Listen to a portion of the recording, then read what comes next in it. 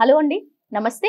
This is doctor Shilpa Manapati, obstetrician gynaecologist, infertility specialist, laparoscopic surgeon. నేను ఈ రోజు చెప్పదలుచుకున్నది STDs గురించి, sexually transmitted diseases. Sexually transmitted diseases ఎలా ఉంటాయి, ఎలా తెలుసుకుంటారు? సెక్షువల్లీ ట్రాన్స్మిటెడ్ డిసీజెస్ అనేది యూజువల్లీ పోస్ట్ ఇంటర్ కోర్స్ తర్వాత వచ్చే ఇన్ఫెక్షన్స్ అనేది డిశ్చార్జ్ రూపంలో అయినా రావచ్చు, నొప్పి రూపంలో అయినా రావచ్చు, లేదా ఫౌల్ స్మెల్ డిశ్చార్జ్ తో కానీ రావచ్చు, లేదా చిన్న చిన్న పుండ్ల రూపంలో కానీ.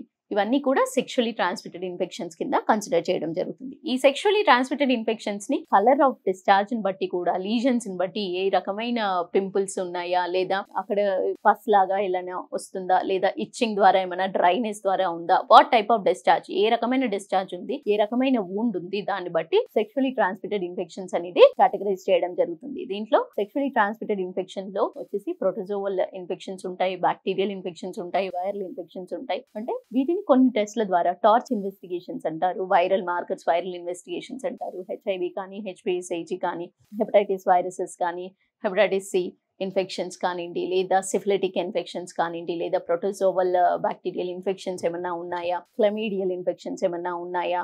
టార్చ్ ఇన్వెస్టిగేషన్స్ అంటే దాంట్లో వచ్చేసి టాక్సోప్లాస్మోసిస్ కానివ్వండి, రుబెల్లా ఇన్ఫెక్షన్ కానివ్వండి, లేదా క్లమీడియల్ ఇన్ఫెక్షన్స్ ఏమన్నా ఉన్నాయా, హెర్పిస్ ఇన్ఫెక్షన్ ఏమన్నా ఉందా, లేదా సిఫిలిటిక్ ఇన్ఫెక్షన్స్ ఏమన్నా ఉన్నాయా అంటే VDRL బేస్డ్ RPR ఇన్వెస్టిగేషన్స్ కానివ్వండి, లేదా HIV investigations, HPSAG, HCV viruses, ఇవన్నీ కూడా తెలుసుకోవడం జరుగుతుంది. ఈ ఇన్వెస్టిగేషన్స్ బ్లడ్ టెస్ట్ ద్వారానే తెలిసిపోతాయి.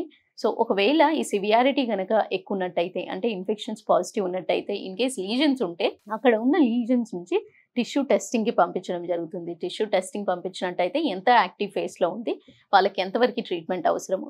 యాక్టివ్ ఇన్ఫెక్షన్ ఉన్నట్టయితే డెఫినెట్లీ ట్రీట్మెంట్ చేసుకోవాల్సిన అవసరం ఉంది. పాసివ్ ఇన్ఫెక్షన్లో ఉంటే కనుక వాళ్ళకి ఇంతకుముందు ఎన్ని యాంటీబాడీస్ ఉన్న దాన్ని బట్టి వాళ్ళకి ట్రీట్మెంట్ అవసరమా లేదా అనేది మీ డాక్టర్ మీకు డిసైడ్ చేయడం జరుగుతుంది. సో ఎప్పుడైనా ఇన్ఫెక్షన్ కానీ, డిశ్చార్జ్ కానివ్వండి, లేదా స్మెల్ వస్తున్నట్టుగా అనిపించిన ఆడవాళ్ళు కానీ, మగవాళ్ళు కానీ, ఏదైనా జెనైటల్ ట్రాక్ట్లో ఇన్ఫెక్షన్ అంటూ వచ్చినట్లయితే డెఫినెట్లీ మీరు కన్సల్ట్ అయ్యి మీకు ఏ రకమైన ఇన్ఫెక్షన్ ఉందని తెలుసుకొని దానికి సరిపడా ఇన్వెస్టిగేషన్స్ తీసుకొని, ఇన్వెస్టిగేషన్స్ ద్వారా అవసరమైన ట్రీట్మెంట్ తీసుకున్నట్టయితే మీకు హెల్ప్ అవుతుంది. ఎర్లీ స్టేజెస్లో రికవరీ అనేది చాలా ఫాస్ట్గా ఉంటుంది. సో రైట్ టైంలో ట్రీట్మెంట్ తీసుకోవడం ఎంతైనా ముఖ్యం కదా. ఈ వీడియో మీకు హెల్ప్ అయిందని అనుకుంటున్నాను. Thank you. నమస్తే.